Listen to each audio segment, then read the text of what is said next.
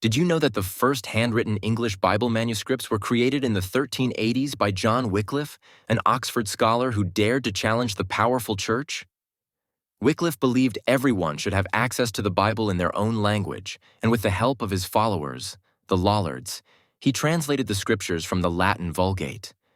But his work enraged the Pope so much that 44 years after Wycliffe's death, his bones were dug up, crushed, and scattered in a river as punishment. One of Wycliffe's followers, John Huss, took up the torch and boldly spread the idea that everyone should read the Bible in their own tongue. For this, Huss was burned at the stake in 1415, with Wycliffe's Bibles used as fuel for the fire. Huss's final words were chilling and prophetic. "In 100 years, God will raise up a man whose calls for reform cannot be suppressed."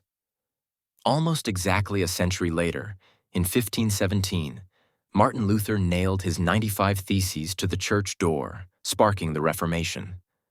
Luther fulfilled Huss's prophecy, translating the Bible into German so ordinary people could read it, and the world was never the same. But the story doesn't stop there.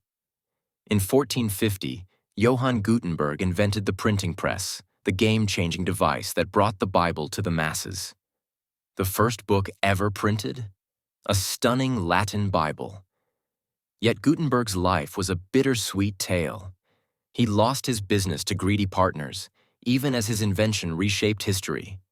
By making books widely available, the printing press became the fuel that powered the Reformation. In the 1490s, Thomas Linacre, an Oxford professor and personal physician to King Henry VII and VIII, learned Greek to better understand the original scriptures. What he discovered shocked him. After comparing the Greek Gospels to the Latin Vulgate, he wrote in his diary, "Either this is not the Gospel, or we are not Christians." The Latin translation had become so corrupt that it distorted the true message of the Bible. Yet the Church fiercely threatened anyone who dared to read the scriptures in any language other than Latin, a language not even used in the original texts.